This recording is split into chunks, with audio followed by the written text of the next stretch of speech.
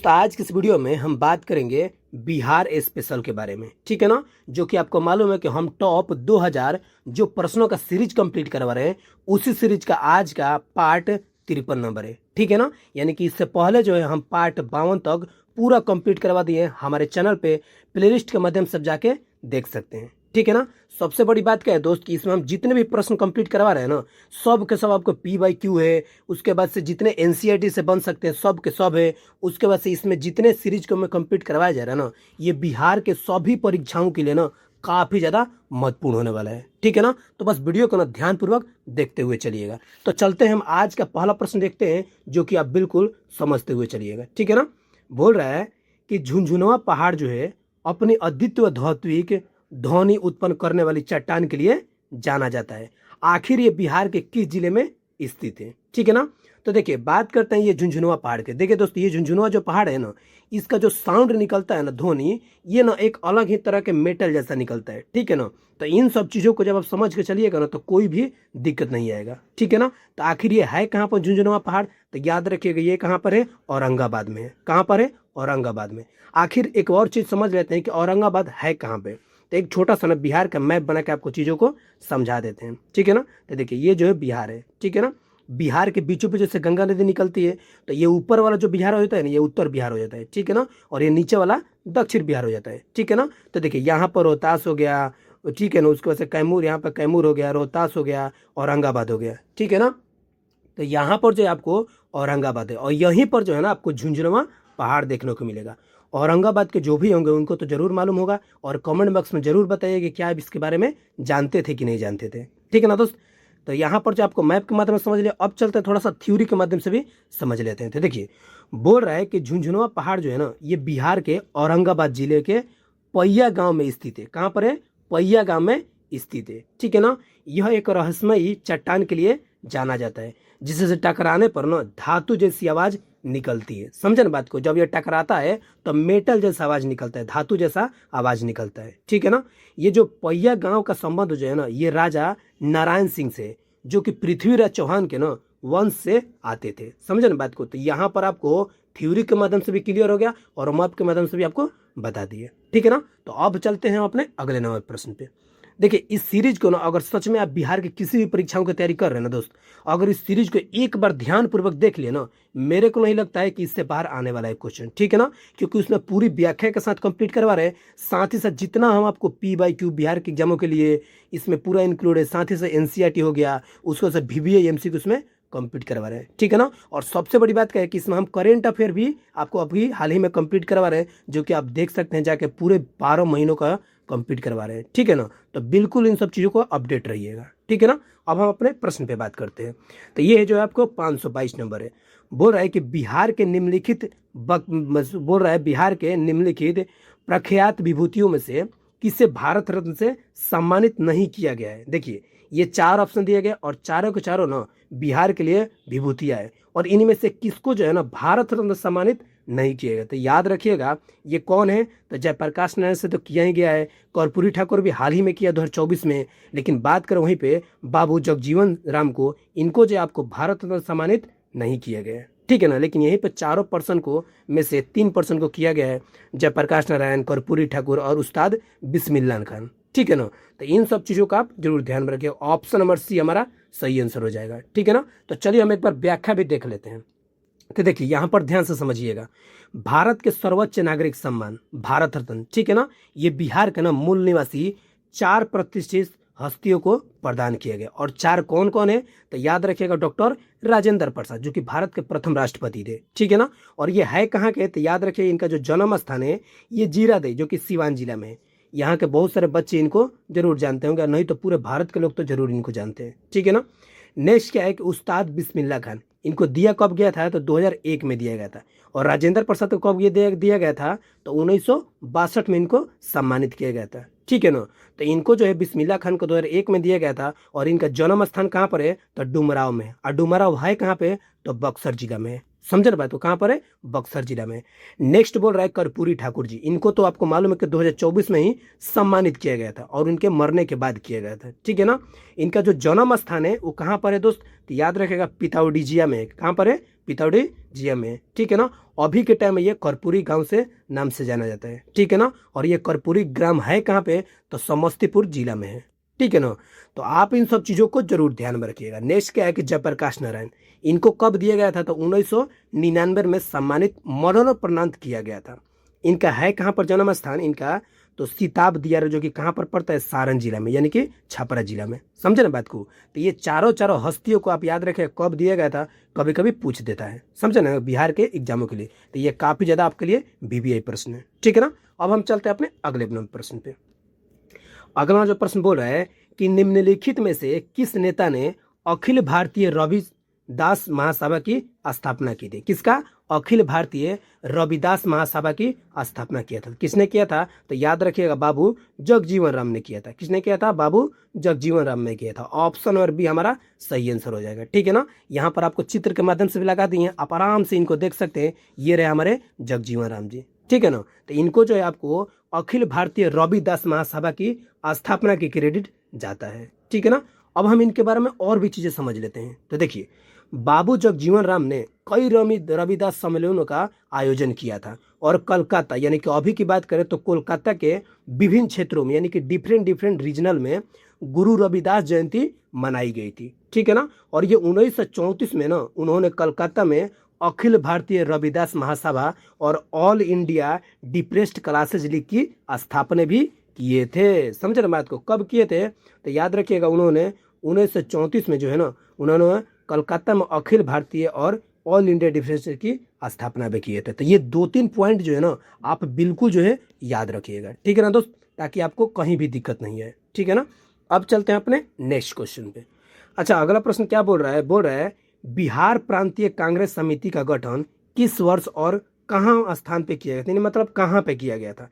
इन 4 ऑप्शनों में आपको जवाब देना है, ठीक है ना। तो देखिए, चित्र के माध्यम से आपको बता दिए हैं कि कहाँ पर किया गया था।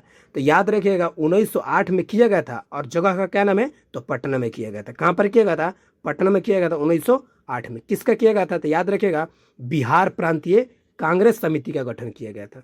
समझे ना बात को। तो ऑप्शन नंबर हमारा सही आंसर हो गया, 1908 में किया गया था। समझे ना बात को। अब हम चलते हैं इसको और भी थोड़ी सी व्याख्या के माध्यम से समझ लेते थे। देखिए, बिहार प्रांतीय कांग्रेस समिति का गठन जो है 1908 में पटना में किया गया था, ठीक है ना, जहां पर इनका पहला अधिवेशन और मुख्यालय स्थित था। समझे ना बात को। इसकी जो स्थापना है ना दोस्त, इस क्षेत्र में ना कांग्रेस की गतिविधियों को सुगम बनाने के उद्देश्य से किया गया था। और इसके जो प्रथम अध्यक्ष थे वो कौन थे, अली इमाम तथा हसन इमाम थे। कौन थे, अली इमाम तथा हसन इमाम थे। ये 2 व्यक्ति जो थे, इन्होंने इसके पहले अध्यक्ष रूप में निभाया था। समझे ना बात को। तो इनको आप जरूर याद रखिएगा। ये 2 अली इमाम और हसन इमाम, और कब हुआ था 1908 में पटना में। ये 2-3 पॉइंट आप बिल्कुल मत भूलिएगा। समझे ना बात को। खासकर BPSC में, बिहार पुलिस में मद्य निषेध हो गया, ये सब में दरोगा हो गया, इस समय बड़ी सब क्वेश्चन पूछते रहता है, ठीक है ना। तो इन सब चीजों को समझते हुए चलते हैं, ठीक है। अच्छा, नेक्स्ट क्वेश्चन क्या बोल रहा है कि निम्नलिखित प्रमुख राजनीतिक हस्तियों में से किसने कभी भी बिहार के मुख्यमंत्री के रूप में कार्य नहीं किया है, ठीक है ना। देखिए, यहाँ पर 4 हस्तियों को दिया गया है नाम, ठीक है ना। इन 4 हस्तियों में आपको बताना है किसने जो है मुख्यमंत्री के पद पे कार्य नहीं किया है, ठीक है ना। तो याद रखिएगा, ये पोस्टर जो ये जो फोटो लगा हुआ है, ये जो है आपको ललित नारायण मिश्रा जी का है। किसने है, ललित नारायण मिश्रा जी का है, जिन्होंने जो है ना काम तो बहुत किया है बिहार में। उन्होंने रेल मंत्री भी रहे हैं, लेकिन इन्होंने जो है कभी मुख्यमंत्री के पद पे नहीं रहे हैं। तो कौन है, तो ललित नारायण मिश्र। लेकिन बात करें दरोगा प्रसाद राय की, तो ये तो रहे हैं भाई। उसके बाद से चंद्रशेखर सिंह, उसके बाद से भगवत झा आजाद, ये भी रहे हैं, लेकिन ललित नारायण मिश्र नहीं रहे हैं, ठीक है ना। लेकिन चलिए एक बार व्याख्या समझ लेते हैं, कौन कौन कितने समय के लिए रहे हैं और कौन नहीं रहे। तो यहाँ पर तो बता दिया ऑप्शन बी नंबर नहीं रहे, लेकिन एक बार और चीजों को समझ लेते हैं, ध्यान से समझिएगा, ठीक है ना दोस्त। बोल रहा है कि 1970 के दशक में ना बिहार के सबसे शक्तिशाली और प्रभावशाली राजनेताओं में से ना एक होने और केंद्रीय रेल मंत्री के रूप में कार्य करने के बावजूद ललित नारायण मिश्र कभी भी मुख्यमंत्री के पद पे, यानी कि राज्य के मुख्यमंत्री नहीं बने थे। समझे ना बात को। लेकिन उनके छोटे भाई जो थे, कौन थे, डॉक्टर जगन्नाथ मिश्र थे ना, उन्होंने आगे चलकर 3 बार बिहार के मुख्यमंत्री के रूप में कार्य किया था। समझे ना बात को। यानी कि ललित नारायण मिश्र जो थे ना, ये समझिए कि उस टाइम के 1970 के दशक में ना इनका प्रभाव और काफी ज्यादा शक्तिशाली भी इनको माना जाता था राजनेताओं में से, ठीक है ना। ये रेल मंत्री भी थे और बहुत बेहतरीन काम किए थे, लेकिन बात करते हैं कि वो कभी मुख्यमंत्री नहीं बने थे। लेकिन उन्हीं के छोटे भाई डॉक्टर जगन्नाथ मिश्र जी थे, इन्होंने लगभग 3 बार मुख्यमंत्री के पद पे कार्य किया था। समझन बात को। तो ये जरूर आप याद रखिएगा, ठीक है ना। और 3 जो ऑप्शन थे, दारोगा प्रसाद राय, ये बिहार के 10वें मुख्यमंत्री के रूप में कार्य किया था। कब से कब? तो फरवरी 1970 से लेके दिसंबर 1970 तक। समझन बात को। उसी प्रकार से बात करें चंद्रशेखर सिंह, जो कि अगस्त 1983 से, ठीक है ना, मार्च 1985 तक 22वें मुख्यमंत्री के रूप में कार्य किया था। नेक्स्ट बात करते हैं कि भगवत झा आजाद, फरवरी 1988 से मार्च 1989 तक वे 23वें मुख्यमंत्री के रूप में कार्य किए थे, ठीक है ना। तो बात करते हैं ललित नारायण मिश्र के बारे में, जो कि आपको पूरा डिटेल्स में बता दिए, ठीक है ना। और जो 3 ऑप्शन था उसको भी आप क्लियर कर दिए, ठीक है ना। तो इन सब चीजों को ना आप जरूर याद रखिएगा। व्याख्या से ही फायदा होता है कि आपको बहुत सारी चीजें रिकॉल हो जाती है, ठीक है ना दोस्त। अब हम बात करते हैं अपने नेक्स्ट क्वेश्चन पे। बोल रहा है कि निम्नलिखित में से किस वर्ष और किस स्थान पर बिहार में भारतीय राष्ट्रीय कांग्रेस का पहला अधिवेशन आयोजित किया गया था। देखिए, ये क्वेश्चन हम आपको कितनी बार ही कंप्लीट करवाए हैं, ठीक है ना। और बिहार के एग्जामों में ये कितनी ही बार ये क्वेश्चन पूछा हुआ है। हम आपको बार बार इसलिए बताते हैं ताकि आपके दिमाग में चीजें बैठ जाए कि राष्ट्रीय कांग्रेस अधिवेशन, प्रांतीय सम्मेलन, इससे बहुत बार क्वेश्चन पूछते रहता है, ठीक है ना। तो उसी प्रकार से इसको आप जरूर ध्यान में रखिएगा। अब चलते हैं अपने ऑप्शन पे। तो ये कब हुआ था? तो याद रखिएगा 1912 में। और हुआ कहाँ पर था? तो बांकीपुर में। बांकीपुर कहाँ है? तो पटना में। समझे ना बात को, पटना में, ठीक है ना। तो ऑप्शन नंबर बी हमारा सही आंसर हो जाएगा, ठीक है ना दोस्त। यानी कि भारतीय राष्ट्रीय कांग्रेस का जो पहला अधिवेशन था ये 1912 में बांकीपुर यानी कि पटना में हुआ था, ठीक है ना। इनको आप जरूर याद रखिएगा। अच्छा, चलते हैं और भी चीजों को समझ लेते हैं। एक बार ध्यान से समझिएगा दोस्त। बोल रहा है कि भारतीय राष्ट्रीय कांग्रेस की जो स्थापना है वो कब हुआ था? 28 दिसंबर 1885 को बॉम्बे के ना गोकुल दास तेजपाल संस्कृत कॉलेज में एलन ऑक्टेंशियो ह्यूम्स के द्वारा किया गया था, ठीक है ना। बिहार में भारतीय राष्ट्रीय कांग्रेस का जो पहला अधिवेशन है ये 1912 में ना बांकीपुर यानी कि वर्तमान में पटना में आयोजित किया गया था। समझे ना बात को। नेक्स्ट बोल रहे हैं कि इसका जो सत्र था इसकी अध्यक्षता कौन कर रहे थे? तो याद रखिएगा RN मधुलकर ने किया था, ठीक है ना। इसका जो आयोजन के जो बिहार के प्रमुख नेताओं ने अहम भूमिका निभाया था, ठीक है ना। उसी में जो है मजहूर उल हक जो है स्वागत समिति के अध्यक्ष थे और सचिदानंद सिन्हा ने महासचिव के रूप में भी कार्य किया था। तो देखिए यहाँ पर 3 पॉइंट आपको कवर करना है। एगो आपको कि कब इसकी स्थापना हुआ था, सबसे पहले तो 28 दिसंबर 1885 को हुआ था। नेक्स्ट जो है कि पहला जो बिहार में अधिवेशन हुआ था भारतीय राष्ट्रीय कांग्रेस का, ये कहाँ पर हुआ था और कब हुआ था? तो याद रखिएगा 1912 में और बांकीपुर में हुआ था पटना में, ठीक है ना। अच्छा, इसका अध्यक्षता कौन कर रहे थे? तो ये जरूर याद रखिए RN मधुलकर कर रहे थे, ठीक है ना। इसको आप जरूर याद रखिएगा। इसके जो महासचिव है ये कौन थे? सचिदानंद सिन्हा थे। तो ये 3-4 पॉइंट है ना, इसको बिल्कुल आप नहीं भूलना है। घबराइएगा मत। इसको हम टेलीग्राम पे PDF डाल देते हैं हमेशा। लिंक जो है डिस्क्रिप्शन में डाल देंगे, वहां से आप जुड़ जाइएगा। इसका PDF दे देंगे, आपको रिवीजन करने में ना आसानी हो जाएगा। समझे ना, क्योंकि ये सब क्वेश्चन बिहार की में बहुत बार पूछते रहता है। समझे ना बात को। अब चलते हैं अपने अगले प्रश्न पे। बोल रहा है कि पुरानी डच फैक्ट्री की जो इमारत को किस वर्ष पटना कॉलेज में बदल दिया गया था? देखिए, ये पुरानी जो डच फैक्ट्री थी, डचों के द्वारा जो फैक्ट्री बनाई गई थी, ठीक है ना, उसको जो है ना पटना कॉलेज में कब दिया गया था उसकी इमारत को? तो कब बदल दिया गया था? तो याद रखिएगा 1863 को बदल दिया गया था। कब बदल दिया गया था? 1863 को। इसको आप जरूर ध्यान में रखिएगा, ठीक है ना। ऑप्शन नंबर सी हमारा सही आंसर हो जाएगा। अब चलते हैं थोड़ा सा और भी व्याख्या के माध्यम से देख लेते हैं। तो देखिए, थोड़ा सा है, ध्यान से समझिएगा। पटना कॉलेज की जो स्थापना है ना 1863 में एक पुरानी डच फैक्ट्री की इमारत में की गई थी, ठीक है ना। और ये बिहार में ना औपनिवेशिक व्यापारिक बुनियादी ढांचे से आधुनिक शिक्षा की ओर बदलाव को दर्शाता है, ठीक है ना। यानी कि जो इमारत थी डच फैक्ट्री, उसमें जो पटना कॉलेज की स्थापना हुआ था, तो ये दर्शाया गया था कि एक आधुनिक जो है शिक्षा का बदलाव आने वाला है, ठीक है ना। तो ये क्वेश्चन आप जरूर ध्यान में रखिए। खासकर ये पटना कॉलेज में ना पिछले ही बार भी PSC में ये या ADO में, ठीक है ना, पूछा हुआ था, ठीक है ना।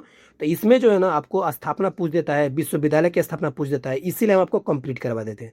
पूछे पटना कॉलेज की स्थापना कब हुआ था? तो याद रखें 1863 में हुआ था। समझे ना बात को। तो बहुत बार ये पूछते रहता है, ठीक है। अब चलते हैं अपने अगले प्रश्न की। बोल रहा है कि किस ऐतिहासिक स्रोत में यह वर्णन मिलता है कि शेर शाह ने 1541 ईस्वी में पटना का जो दुर्ग बनवाया था और इस नगर को बिहार की राजधानी बनाया था, आखिर किस जो है वर्णन में मिलता है? तो याद रखिएगा तारीख-ए-दाऊदी। तारीख-ए-दाऊदी है जिसमें जो ये बताया गया है कि शेरशाह सूरी ने ना पटना में दुर्ग बनवाया था और इस जो है बिहार की राजधानी भी बनाया था। तो ऑप्शन नंबर बी हमारा सही आंसर हो जाएगा। ठीक है ना, इनको आप जरूर याद रखिएगा। ठीक है दोस्त, अब चलते हैं थोड़ा सा और भी व्याख्या के माध्यम से समझ लेते थे। देखिए, इतिहासकार कौन थे? अब्दुल्ला द्वारा लिखित तारीख-ए-दाऊदी।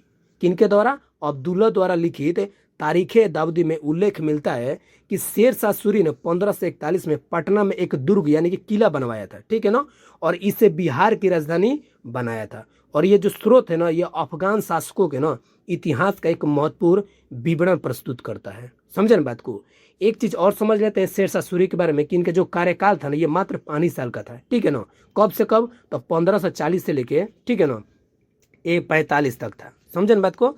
कब से लेके 1540 से लेके 1545 तक था, इसी के बीच में इसने शासन किया था। और बिहार के किस जिले से बिलोंग करते हैं? तो याद रखिएगा रोहतास से, यानी कि सासाराम के रहने वाले थे। ठीक है ना, इनको आप जरूर याद रखिएगा। ठीक है ना, रोहतास का जो मुख्यालय है वो सासाराम है। ठीक है ना, तो ये जो है 5 सालों का जो इनका जो कार्यकाल था ना, समझिए काफी ज्यादा विकासशील कार्यकाल था। ठीक है ना, इन्होंने ग्रैंड ट्रैक जीटी रोड जिसको बोला जाता है, ग्रैंड ट्रैक रोड का जो है निर्माण भी करवाया था, जो कि समझिए कि काफी बेहतरीन रोड है और काफी मजबूत भी बनाया गया था। तो इनका जो 5 साल का कार्यकाल था काफी बेहतरीन था। तो इन सब चीजों को जब कहानी के माध्यम से समझिएगा ना, तो आपको कभी नहीं भूलिएगा। ठीक है ना दोस्त।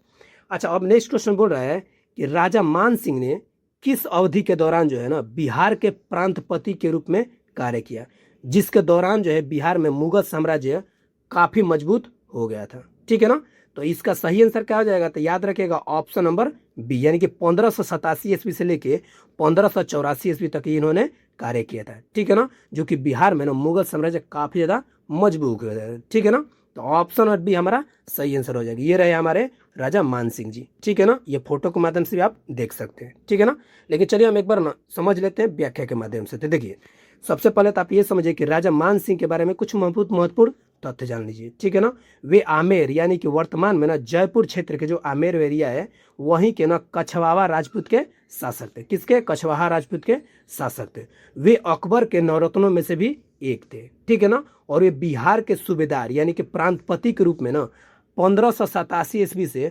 1584 ईस्वी तक कार्य किया था। ठीक है ना, बात करते हैं कि उनके शासन काल में ना बिहार में मुगल साम्राज्य की काफी मजबूत हुआ था, यानी कि हुआ करता था। ठीक है ना, और उन्होंने अफगान विद्रोह को दबाकर बिहार में शांति की स्थापित किया था। तो ये रहे आपको राजा मान सिंह के बारे में। तो इनको आप जरूर याद रखिए, इन्होंने कैसे कैसे क्या किया, ये चीजें आपको संक्षेप में बता दी है। ठीक है ना दोस्त, ताकि आपको एक चीज रिकॉल हो जाए। ठीक है ना, देखिए बताने के लिए तो बहुत सारी चीजें, लेकिन इतना समय भी नहीं है, और एक चीज कवर कराने में फिर उस तरीके से बताएंगे सारे जो समय उसी में चला जाएगा, है कि नहीं? तो आप समझते हुए चलिएगा। अच्छा, नेक्स्ट क्वेश्चन क्या है? अब बात करते हैं 530 नंबर। ठीक है ना, बोल रहा है कि अंग्रेज यात्री पीटर मुंडी ने किस वर्ष बिहार की यात्रा की थी? ठीक है ना, जहां उसने डच कंपनी को व्यापार करते हुए देखा था। कौन? पीटर मुंडी। इनको आप जरूर याद रखें। इन्होंने जो ना 1632 में ना बिहार की यात्रा किया था, और उन्होंने उस टाइम देखा था कि बहुत सारे चीनी हो गया, व्यापारिक हो गए, डच हो गए, ये सब ना उस टाइम व्यापार किया करते थे। तो कब ये देखने के लिए आया था? तो याद रखिएगा 1632 में देखने के लिए आया था। ठीक है ना, ये अंग्रेज यात्री था। ठीक है ना, तो ऑप्शन नंबर सी हमारा सही आंसर हो जाएगा। ठीक है ना, तो चलिए 3-4 पॉइंट और आपको कवर कराते हैं डिटेल्स के माध्यम से। समझिए, पीटर मंडी एक अंग्रेज यात्री था और व्यापारी था। ठीक है ना, उन्होंने 1632 ईस्वी में ना बिहार की यात्रा किया था, एकदम आसान भाषा में। ठीक है ना, उसने देखा क्या था? तो बिहार में डच व्यापारी हो, ठीक है ना, यानी डच ईस्ट इंडिया कंपनी को व्यापार करते हुए देखा था। उस टाइम बिहार में ना सोरा यानी कि सॉल्ट बिटर, चीनी, रेशम आदि का व्यापार होता था। ठीक है ना, तो इसने जो है यही सब देखा था। ठीक है ना, पटना में ना डच, अंग्रेज और अन्य यूरोपीय व्यापारी का महत्वपूर्ण व्यापारिक केंद्र भी माना जाता था। समझे ना बात को?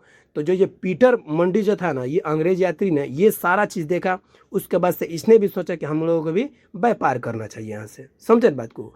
तो ये सारी चीज आप दिमाग में जब रखिएगा ना, तो कहीं भी आपको दिक्कत आने वाला है नहीं। ठीक है ना, तो देखिए दोस्त, आज की इस वीडियो में हमारा जो है 30 नंबर क्वेश्चन जो है कंप्लीट यानी 530 क्वेश्चन कंप्लीट करता है, ठीक है ना। देखिए थोड़ा से टूल्स की कमी की वजह से या फिर आपको हम कम ही क्वेश्चन कंप्लीट करवाते हैं लेकिन पूरी व्याख्या के साथ कंप्लीट करवाते हैं, ठीक है ना।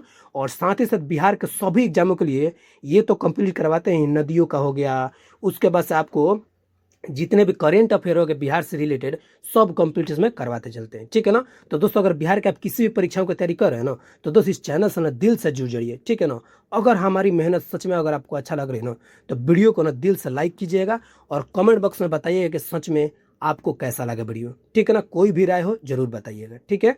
एक और आपको अपडेट दे देना चाहते हैं कि टेलीग्राम का जो लिंक है ना हम आपको डिस्क्रिप्शन में दे देंगे, नहीं तो इस QR कोड के भी स्कैन करके आप ज्वाइन हो सकते हैं। वहां पे हम आपको इसका PDF भी दे देते हैं ताकि रिवीजन करने में आपको आसानी हो। साथ ही साथ यहाँ पर जितने भी करेंट अफेयर हो गए, वैकेंसी का अपडेट हो गया, सब वहां पर तुरंत अपडेट कर देते हैं, ठीक है ना। तो इसी प्रकार से दोस्त अब यहीं पे वीडियो को समाप्त करते हैं। जल्द आपको करेंट अफेयर हो गया इसका सीरीज के कंटिन्यू करेंगे, ठीक है ना। तब तक आप अपना ख्याल रखिए और खूब मन लगाकर पढ़ाई कीजिए, ठीक है ना। मिलते हैं नेक्स्ट वीडियो में, तब तक ले बाय।